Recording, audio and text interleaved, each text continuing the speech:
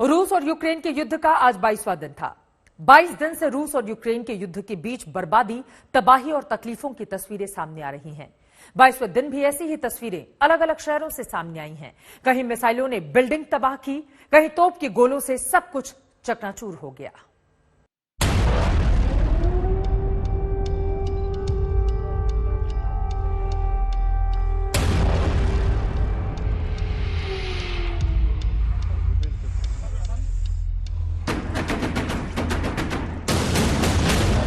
एक एक करके 22 दिन बीत गए, मगर यूक्रेन में वैसी ही तबाही जारी है, वैसी ही बर्बादी दिखती है, वैसे ही दिखते हैं तोप और गोले, जली हुई इमारतें, तबाह हो गई बिल्डिंगें, चकनाचूर हो गए घर, बहुत सारा मलबा और आकाश भर दर्द।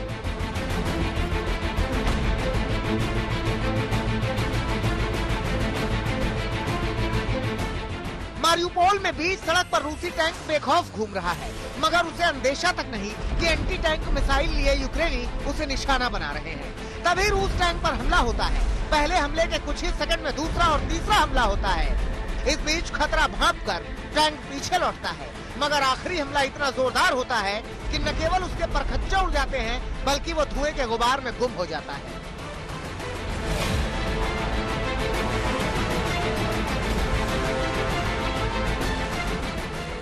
ये तस्वीर कीव की है, जो रूस के उन दावों को फिर से झूठा साबित कर रहा है कि वो सैन्य ठिकानों को निशाना बना रहा है। कीव की इस रिहायशी इमारत पर रूस ने रॉकेट से हमला किया। इस हमले में इमारत की ऊपरी मंजिलें तबाह हो गयी। वहीं आग ने इमारत को लपटों में धर लिया। एक शख्स की जहां मौत हो गई, वहीं 3 लोग घायल हो गए। आनन फानन में इमारत में फंसे बाकी लोगों को बाहर निकाला गया।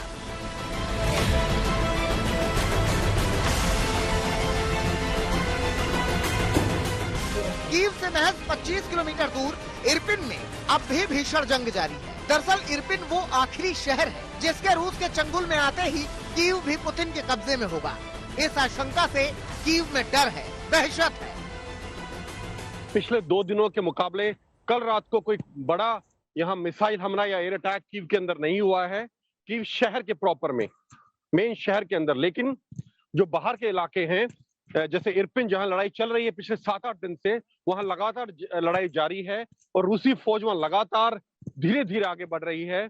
और उसके अलावा खार्किव में हमलों की खबर है, सूमी में हमलों की खबर है, और सबसे बड़ी खबर आई है मारियुपोल से कि वहां एक थिएटर को निशाना बनाया गया है, जिसको रूस ने नकारा है। रूस ने मना किया है कि उन्होंने ऐसा कोई एयर अटैक मारियुपोल पे नहीं किया।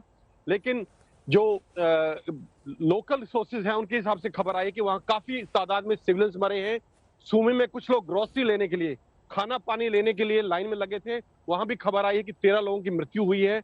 अब इन खबरों की पुष्टि कर पाना अपने आप में बहुत मुश्किल काम है, क्योंकि अलग अलग सोर्सों से अलग अलग बातें आ रही हैं। जहां यूक्रेन कह रहा है कि इतनी बड़ी तादाद में सिविलियंस मारे गए हैं, वहीं रूस इस चीज को मना कर रहा है। और हमारे लिए इस वक्त, इसको फॉग ऑफ वॉर बोलते हैं, अंग्रेजी में एक शब्द है। इसका अर्थ यह है कि यहाँ हर चीज इतनी धुंधली है कि कुछ भी चीज को साफ साफ बता पाना बड़ा मुश्किल है।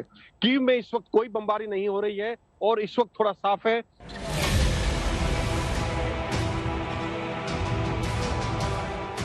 यूक्रेन के साथ जंग में रूस को भी भारी कीमत चुकानी पड़ रही है। यूक्रेन के निकोलेव में यूक्रेनी सेना ने एक रूसी हेलीकॉप्टर को ढेर कर दिया। वीडियो बनाने वाले यूक्रेनी सैनिक ने जीत के नारे लगाए। Слава Україні! Героям слава!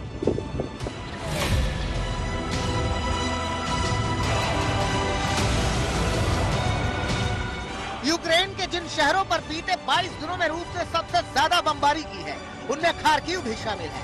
22वें दिन भी एक बार फिर रूस ने इसे निशाना बनाया और पूरे शहर को आग और काले धुआं के गुबार में झोंक दिया। ये खार्किव का सबसे बड़ा बाजार है, जो अब पूरी तरह खाक हो चुका है।